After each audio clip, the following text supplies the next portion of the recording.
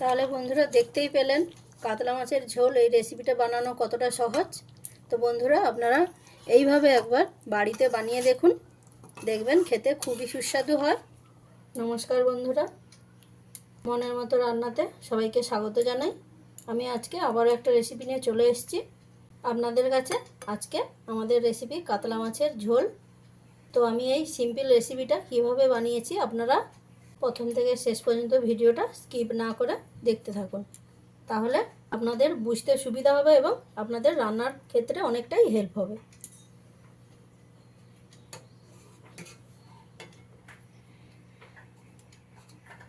কাতলা মাছের ঝোল করার জন্য আমি এখানে 6 পিস কাতলা মাছের পিস নিয়ে নিয়েছি। মাছগুলোকে প্রথমে ম্যারিনেট করে নেব। তার জন্য দিয়ে দিচ্ছি পরিমাণ মতন লবণ, পরিমাণ মতন হলুদ, আর দিচ্ছি কিছুটা পরিমাণ সরষের তেল। দিয়ে এবারে মাছটাকে খুব ভালো করে মেখে নেব।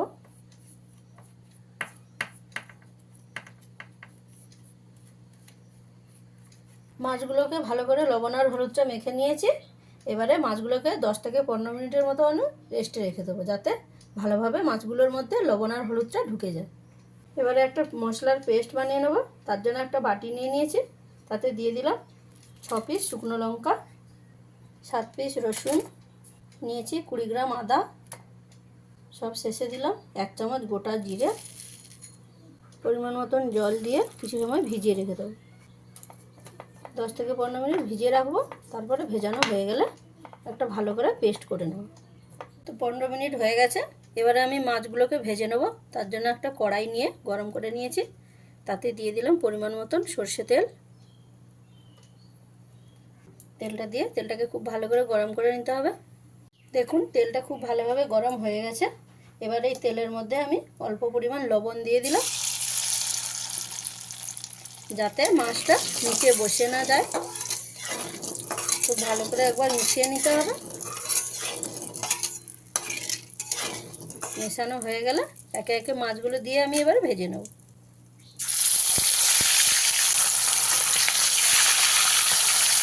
গ্যাসের ফ্লেমটাকে মিডিয়ামে রেখে মাছগুলো খুব ভালো করে আমি ভেজে নেব। মাছগুলোকে কিছু সময় আমি ভেজে নিয়েছি। এবারে অপর সাইডটাও ভেজে নেব।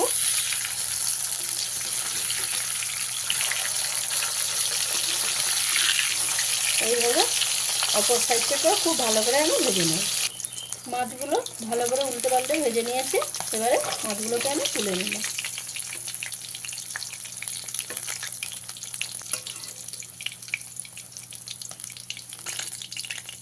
এভাবে বাকি মাছগুলো আমি ভেজে নেব।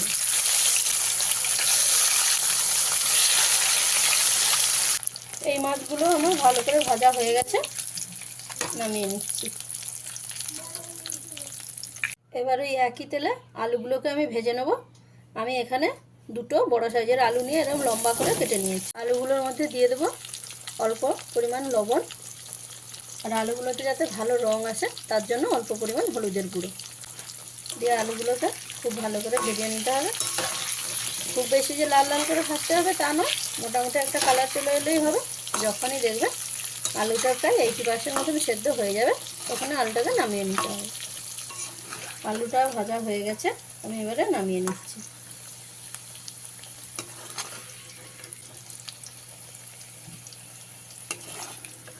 গ্রেভিটা বানিয়ে নেওয়ার জন্য ওই একই তেলে দিয়ে দিলাম 4টে এলাচ, 2টো দারচিনির টুকরো, একটা তেজপাতা ভেঙে দিয়ে দিলাম, অল্প কিছুটা পরিমাণ কালো জিরে।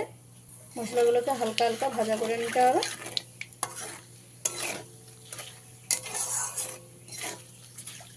আর ভাজা হয়ে গেলে এর মধ্যে দিয়ে দিতে হবে পেস্ট করে রাখা পেঁয়াজ। আমি এখানে 3টে মিডিয়াম সাইজের পেঁয়াজ নিয়ে ভালো করে পেস্ট করে নিয়েছি। এই পেঁয়াজ বাটাটা দেওয়ার পরে গ্যাসের ফ্লেমটাকে একদম হাইতে দিয়ে ভালো করে পেঁয়াজটাকে ভেজে নিতে হবে। পেঁয়াজ বাটাটা দিয়ে ভালো করে ভেজে নিয়েছি। দেখুন পেঁয়াজ বাটাটা অনেকটা কমেও গেছে, পেঁয়াজ থেকে জলটা সুন্দরভাবে বেরিয়ে গেছে, আর পেঁয়াজটা সুন্দর ব্রাউন কালারে চলে এসছে। এবারে এর মধ্যে আমি দিয়ে দেবো শুকনো লঙ্কা, জিরে, আদা রসুনের পেস্ট, দিয়ে খুব ভালো করে মিশিয়ে নিতে হবে। পেস্টটা দেওয়ার পরে খুব ভালো করে মেশানো হয়ে গেলে গ্যাসের ফ্লেমটাকে একদম লোতে করে দিতে হবে। দিয়ে ভালো করে মশলাটাকে 2 থেকে 3 মিনিট কষিয়ে নিতে হবে, যাতে আদা আর রসুনের কাঁচা গন্ধটা চলে যায়।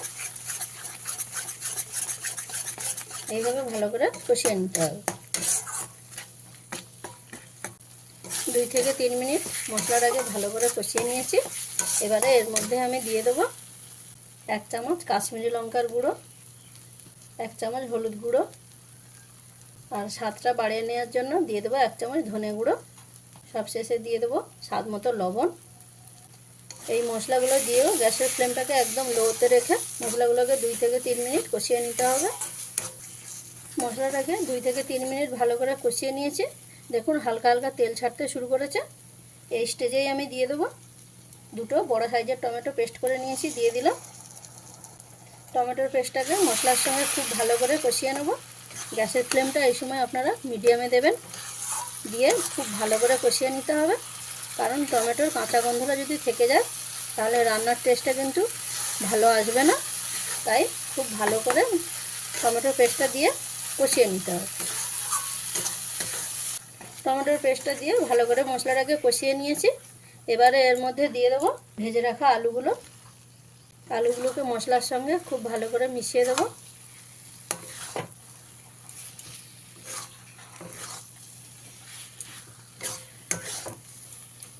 আর ভালো করে মেশানো হয়ে গেলে এর মধ্যে পরিমাণ মতন জল দিয়ে দিলাম। আপনারা এখানে যে যতটা পরিমাণ ঝোল খাবেন সেই পরিমাণে জলটা দিয়ে নেবেন। জলটা দিয়ে খুব ভালো করে একবার মিশিয়ে দিতে হবে।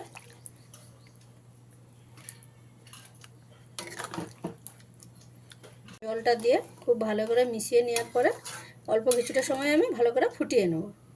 এই গ্রেভির মধ্যে আলুটা দিয়ে অল্প কিছু সময় ফুটিয়ে নিলে 20% যে আলুটা সেদ্ধ হতে বাকি ছিল সেটাও খুব ভালোভাবে সেদ্ধ হয়ে যাবে।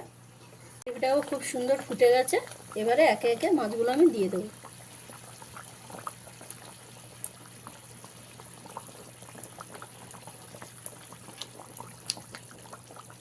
মাছগুলো দিয়ে অল্প কিছু সময় আমি ফুটিয়ে নেব। গ্রেভিটাকে কিছু সময় আমি ফুটিয়ে নিয়েছি।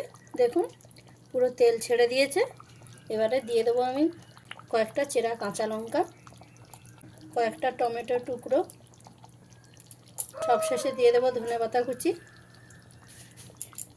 দিয়ে খুব ভালো করে একবার মিশিয়ে দেবো।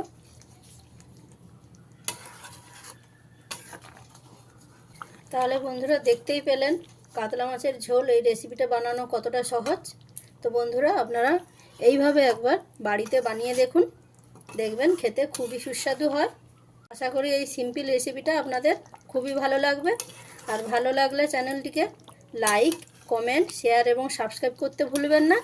আর রান্নাটি কেমন হয়েছে সেটা কমেন্টের মাধ্যমে জানাবেন। তো বন্ধুরা তাহলে দেখা হচ্ছে পরবর্তী ভিডিওতে নতুন কোনো রেসিপি নিয়ে। রান্নাটা আমার কমপ্লিট, আমি এবারে নামিয়ে নিচ্ছি।